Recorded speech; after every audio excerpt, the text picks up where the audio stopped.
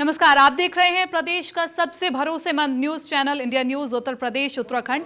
मैं हूं आपके साथ कीर्ति कंसल।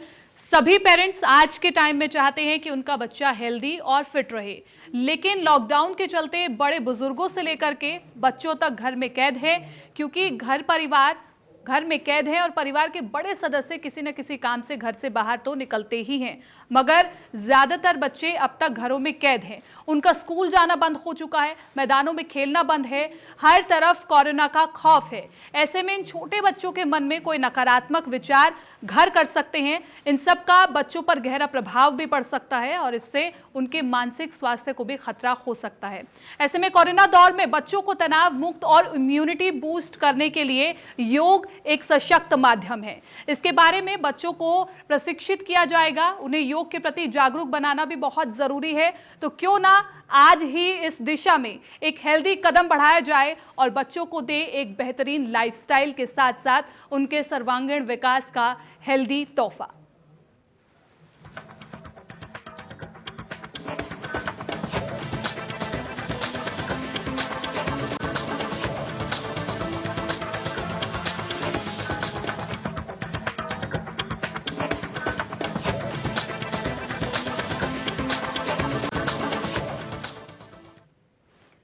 हमारे साथ योग गुरु रमनीश वत्स जुड़ गए हैं और जो कि आपको बताएंगे कि कैसे योगासन और प्राणायाम के जरिए आप अपने बच्चों को फिट और इंटेलिजेंट और तनाव मुक्त बनाए रख सकते हैं। रमनीश जी, क्योंकि जिस तरह से ये माहौल चल रहा है, बहुत ज़्यादा टेंशन का माहौल बन गया है और बच्चे घर पर कैद हैं, ऐसे में बच्चों के लिए विशेष उपाय और क्या योग है?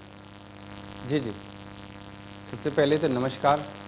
इंडिया न्यूज़ के सभी दर्शकों का मैं नमस्कार करता हूं। और आज के समय में परिदृश्य में देखा जाए तो जो छोटे छोटे बच्चे हैं काफ़ी स्ट्रेसफुल हो रहे हैं। स्ट्रेसफुल होने का कारण क्या है, इसका वजह क्या है? इसका वजह है कि वो ऑनलाइन क्लासेस जो करते हैं तो उसमें काफ़ी ज़्यादा उनका जो है अपने आप को उसमें एडजस्ट नहीं कर पाते हैं, जबकि ऑनलाइन क्लासेस एक बहुत अच्छा माध्यम है।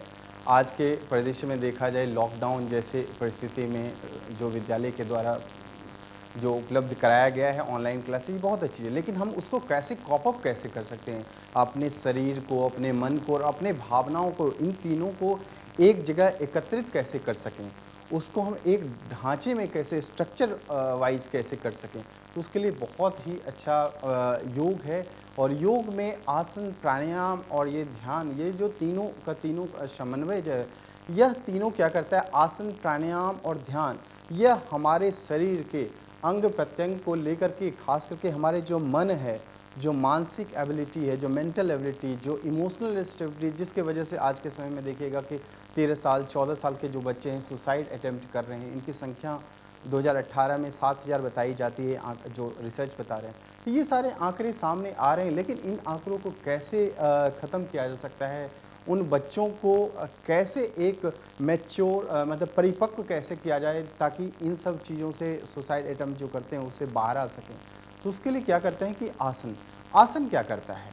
आसन करता है हमारे शरीर की मालिश करता है। एक आप देखिएगा तो आसन विशेष तरह के, जैसे शीर्षासन है, तो शीर्षासन जब हम करते हैं तो इसमें सर का जो भाग है, जो हमारा ब्रेन जो है, मेमोरी पावर है, कहा जाता है कि concentration is the essence of all knowledge, nothing can be done without it. अंग्रेजी में एक कहावत है, 90% of thought force is wasted by ordinary human being and that's why they used to commit so many mistakes and blunders.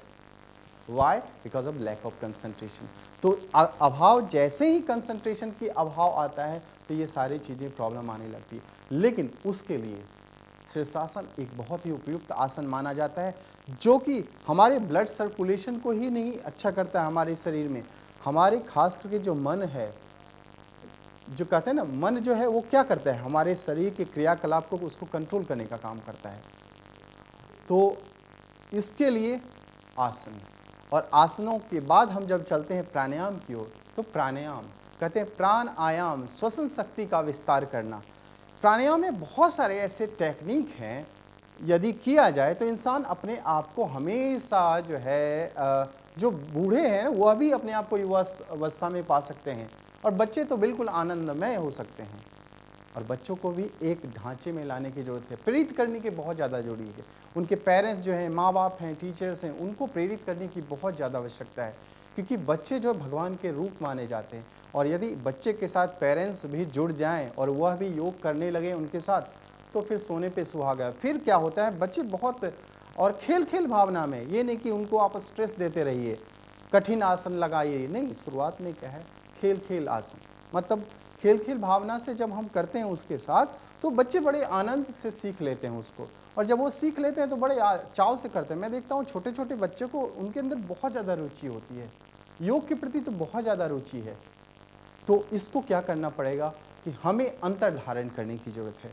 अंतर्धारण करने से क्या होता है कि सर्वांगीण विकास की बात करते हैं। आज के परिदृश्य में देखा जाए, हमारे पास ऑप्शन नहीं है, कोई वैक्सीन अभी तक WHO की तरफ से बन के नहीं आया। मेडिकल साइंस अपने आप को समझिए तो नहीं, मतलब सक्सेस नहीं है। तो बिल्कुल, इसमें अभी क्या तक है, योग, योग जी। में आयुर्वेद और योग दोनों का समन्वय यदि मिल जाए, इम्यूनिटी पावर की बात करते हैं, इम्यून सिस्टम की बात करते हैं, तो इम्यूनिटी पावर को कैसे लाया जाए। और चूंकि ये वायरस, इस तरह के बैक्टीरिया तो आगे भविष्य में भी आने वाले हैं, तो हम अपने आप को क्या कर सकते हैं, हमारे पास ऑप्शन क्या होगा, वैक्सीन नहीं मिलेगा तो क्या करेंगे आप, तो आप और हम सारे को इम्यूनिटी पावर को बढ़ाना पड़ेगा। और योग एक महत्वपूर्ण साधन है। आयुर्वेद क्या करता है, हमारे अंदर इंटरनल ऑर्गन्स जो है उसको मसाज करता है, उसको क्या करता है, दुरुस्त करता है, उसमें संजीवनी बूटी का काम करता है। बिल्कुल, योग की महिमा को न सिर्फ भारत ने बल्कि पूरे विश्व ने माना है और आने वाले समय में योग दिवस भी आने वाला है। ऐसे में हम पहले से ही इसकी तैयारी कर रहे हैं ताकि बच्चों को इसकी संपूर्ण शिक्षा मिल सके। इसी के साथ रमनीश जी, क्योंकि एग्जाम्स आ रहे हैं और ऐसे में बच्चे बहुत ज़्यादा पैनिक भी हो रहे हैं और इस कार्यक्रम में सबसे पहले आपने शीर्षासन की बात की है, तो इंडिया न्यूज़ के दर्शक सबसे पहले ये जानना चाहते हैं कि कितनी आयु का वर्ग इस आसन को बड़ी आसानी से कर सकता है। बिल्कुल, देखिए इसके लिए भी एक तरीका है। इसके लिए तरीका क्या है कि शुरुआत में बच्चे जो हैं दीवार के सहारे करें, क्योंकि गिरने का डर रहता है, गर्दन में मोच आ सकती है, चोट लग सकती है। तो शुरुआत में क्या करें, बच्चे दीवार का सहारा लेते हुए यदि करें और सांस को लेते हुए, श्वास प्रश्वास की क्रिया को ध्यान में रखते हुए। और यह जो आयु वर्ग की बात जब आपने करी, तो 10 साल के बाद इसको किया जा सकता है, क्योंकि छोटे बच्चे में की फ्लेक्सिबिलिटी बहुत ज़्यादा होती है, तो उसमें शरीर में चूँकि एक देखिए एक स्ट्रक्चर कहा जाता है कि हमारी बॉडी को भी एक स्ट्रक्चर होना, स्ट्रक्चर वाइज होना बहुत ज़्यादा जरूरी है। चूँकि जब हमारा बॉडी उस तरह से तैयार हो जाता है, तैयार जब प्रिपेयर जब हो जाता है, तब हम करें तो उसका असर बहुत ज़्यादा होता है। छोटे बच्चे को आप तोड़ मरोड़ दो, जैसे भी वो करो, लेकिन उसका बुरा असर भी पड़ सकता है, इसमें संभावनाएं पाई जाती है। तो इसके लिए आयु वर्ग है, आयु वर्ग की बात की 10 साल के बाद शीर्षासन को किया जाता है। और शीर्षासन के अलावा बहुत सारे ऐसे आसन हैं, सर्वांग आसन, नाम ही उससे प्रतीत होता है, सर्वांग यानी कि सभी अंगों की मालिश करता है। तो ये बहुत सारे ऐसे आसन हैं। और pranayama, pranayama 60% we use to have energy because of the pranayama. Pranayama में इतनी ज़्यादा शक्ति है। प्राणायाम में क्या होता है, श्वसन शक्ति का विस्तार करना। तो जब हमारे अंदर श्वसन शक्ति का विस्तार जब हो जाता है, तो हमारे बॉडी के अंदर जो सेल्स हैं उसमें कम डैमेज होते हैं। बॉडी के अंदर जो सेल्स हैं जल्दी जल्दी जब डैमेज होता है, इंसान जैसे फिजिकल एक्टिविटी करता है, स्ट्रीनियस एक्सरसाइज करता है, तो उससे क्या होता है, हमारे बॉडी के अंदर जो सेल्स हैं बहुत तेज़ी से डैमेज होते रहते हैं। इसलिए क्या होता है, इंसान बहुत जल्दी थक जाता है। और योग में क्या है, उसका पूरक देखिए बिल्कुल उल्टा है। इसमें क्या है, आराम आराम से कहते हैं अथ योगानुशासनम। और इसके साथ साथ क्या करते हैं, योग जो है क्या है, योग की शुरुआत अनुशासन के साथ, और अनुशासन क्या करता है, स्नेह स्नेह यानी कि धीरे धीरे आराम आराम से, यदि हम धीरे धीरे कहते हैं और करते बिल्कुल हैं, आराम रमनीश से जी, करते हैं। अगर जी, अनुशासन की आप बात कर रहे हैं, अगर बच्चे योग के जरिए अनुशासन सीखते हैं तो वो उनकी ज़िंदगी में और भी कारगर साबित होगा। इसी के साथ, क्योंकि अभी कोरोना टाइम में सबसे पहले बात आती है इम्यून सिस्टम की, क्योंकि बुजुर्गों का भी इम्यून सिस्टम कमज़ोर बताया जा रहा है और इसी के साथ बच्चों का भी इम्यून सिस्टम काफ़ी कमज़ोर होता है। जी, जी, जी, ऐसे में बिल्कुल। बच्चों के स्वास्थ्य के लिए योग कितना कारगर है? जी जी, देखिए बिल्कुल अच्छा प्रश्न है आपका कि योग कितना कारगर हो सकता है। इम्यूनिटी पावर आज के समय में देखिए बच्चे क्या खाते हैं, पिज़्ज़ा बर्गर। हम लोगों के ज़माने में जब मैं छोटा था तो पिज़्ज़ा बर्गर ये सब तो आया ही नहीं था मार्केट में। अब ये सारी चीज़ करते क्या हैं, आप देखिएगा कि वेस्टर्न कंट्री में ये सब चीज़ें अब बैन होने लगी है। सॉफ्ट ड्रिंक्स बैन, क्योंकि सॉफ्ट ड्रिंक्स के अंदर, मैं इनके खिलाफ ही नहीं बोल रहा हूँ, लेकिन हाँ बता रहा हूँ, जब इम्यूनिटी पावर, तो कौन से ऐसे तत्व हैं जो हमारे इम्यूनिटी पावर को स्ट्रॉन्ग करता है, कौन है हमारे बॉडी को डैमेज करता है। तो ये सारे जो हैं काफ़ी ज़्यादा, खास करके जो आप देखेंगे सॉफ्ट ड्रिंक्स है, पिज़्ज़ा है, बर्गर है, मैदा युक्त जितने भी भोजन है, पेस्टिसाइड्स जितने भी भोजन है, डब्बा बंद जितने भी खाना है, पैकेट है, ये सब पैकेट युक्त खाना क्या होता है, बहुत दिनों तक होता है, इसके एक्सपायरी हमें पता नहीं, मैन्युफैक्चरिंग डेट सारा कुछ मेंशन होता है, लेकिन हमें पता नहीं होता है फिर भी।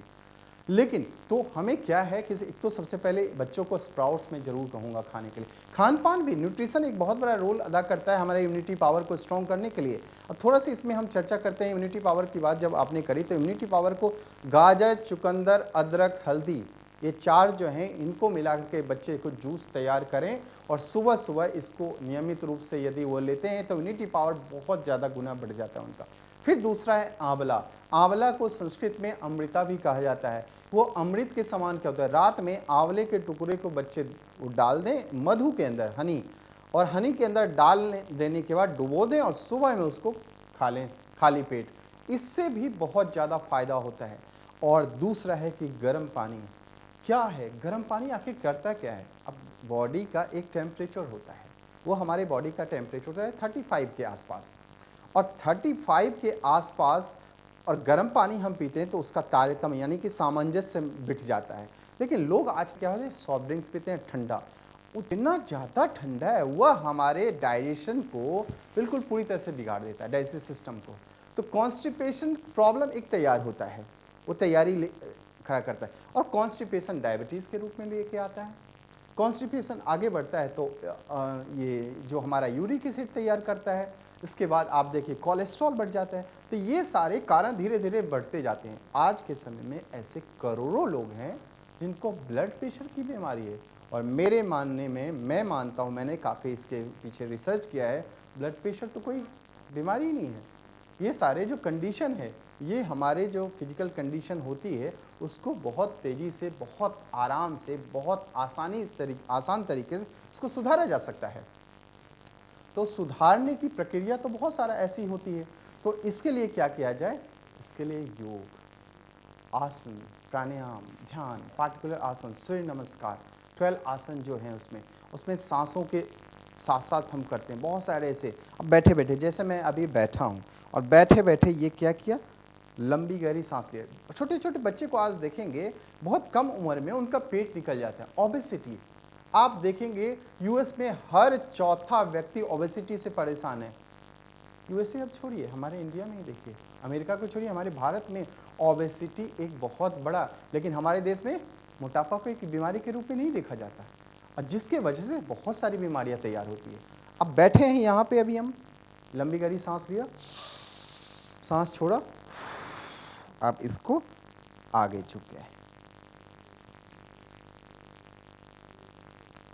अब ये क्या हुआ, आगे झुकने के बाद पेट पे बहुत ज़्यादा अत्यधिक प्रभाव पड़ रहा है। यह प्रभाव कहाँ दे रहा है, हमारे पेट के ऊपर, आंतों के ऊपर, इंटेस्टाइन के ऊपर।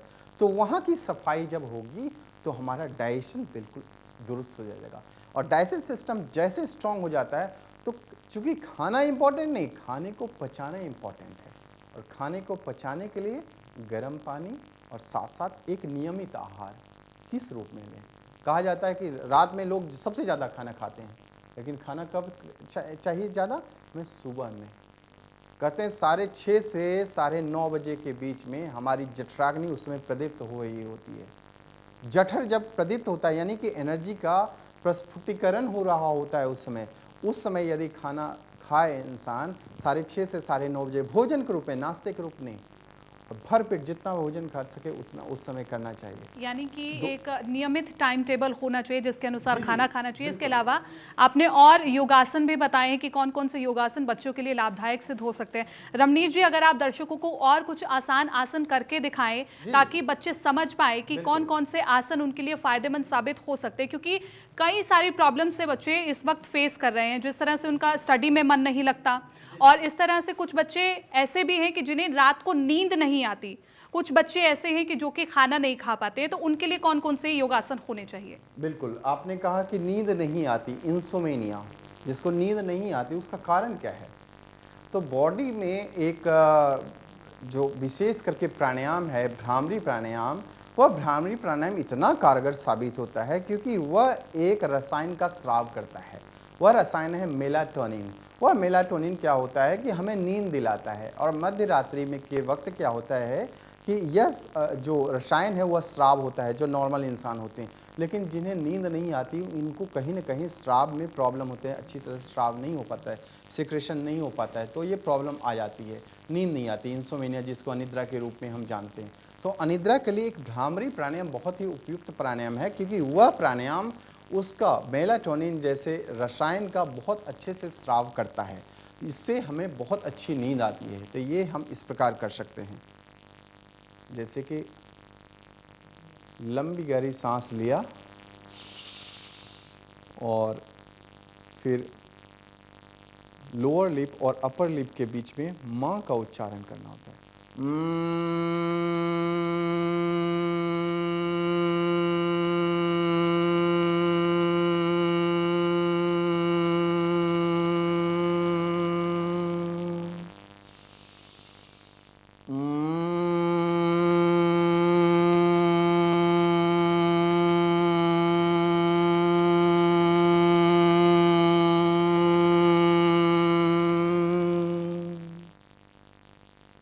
तो ये प्राणायाम जो है खास करके भ्रामरी प्राणायाम काफ़ी उपयुक्त प्राणायाम माना जाता है, काफ़ी लाभदायक होता है हमें नींद दिलाने के लिए। और भ्रामरी प्राणायाम एक उपयुक्त प्राणायाम है किसके लिए? हमारे कंसंट्रेशन पावर को बढ़ाने के लिए। Concentration is the essence of all knowledge, मैंने जो कहा था बात, उसको चरितार्थ करने का एक अच्छा साधन माना जाता है वो भ्रामरी प्राणायाम। इसके अलावा नाड़ी शोधन प्राणायाम, ये सारे प्राणायाम करते क्या हैं? यह प्राणायाम हमारे बॉडी के अंदर ऑक्सीजन का जो प्रवाह है उसको अच्छी तरह से प्रवाहित करते हैं, और हमारे बॉडी के अंदर जब ब्लड सर्कुलेशन सही ढंग से होता है तो हमें नींद भी बहुत अच्छी आती है, और हमारी जो कंसंट्रेशन पावर है, जो याददाश्त क्षमता है, वह बहुत अच्छे तरीके से होता है। तो इसको भी हम जानेंगे। ठीक है। तो भ्रामरी प्राणायाम आपने बताया जो कि बच्चों के लिए बेहद फायदेमंद साबित होने वाला है। इसी के साथ इंडिया न्यूज़ के दर्शक ये भी जानना चाहते हैं क्योंकि डायबिटीज़ एक बड़ी प्रॉब्लम बनकर के उभरी है भारत में, जो कि एक बहुत बड़ी समस्या है, और इसको लेकर के भी कहीं ना कहीं जो बुजुर्ग वर्ग है वो भी परेशान रहता है, और इसी के साथ अधेड़ उम्र के लोग भी परेशान रहते हैं। उनके लिए क्या कुछ योगासन होने चाहिए जो कि डायबिटीज़ से मुक्त हो सके? बिल्कुल सही आपने पूछा। डायबिटीज़ एक बहुत बड़ी बीमारी आज के समय में देखा जाए तो है। डायबिटीज़ यानी कि बॉडी के अंदर इंसुलिन का स्राव जो है कम हो जाता है। तो स्राव का कम होने का कारण क्या है कि हमारी बॉडी में शर्करा यानी कि ग्लूकोज की मात्रा बढ़ जाती है, शुगर जिसको हम देहाती भाषा में कहते हैं। तो शुगर की मात्रा बढ़ जाती है। ग्लूकोज को कंट्रोल कैसे करें, इंसुलिन का स्राव अच्छे तरीके से कैसे हो, उसके लिए जैसे कि इसके पहले मैंने मंडूकासन बैठाया था। धनुरासन एक काफ़ी उपयुक्त प्राणायाम माना क्रिया है, आसन है। धनुरासन, मंडूकासन, पश्चिमोत्तानासन, ये सारे आसन जो हैं उपयुक्त हैं। इसके अलावा कपालभाति क्रिया, जैसे कि मैं बैठा हूँ अभी, आप देखिए, लंबी गहरी सांस लिया, सांस जब हम छोड़ते हैं तो पेट पे अत्यधिक प्रभाव आना चाहिए।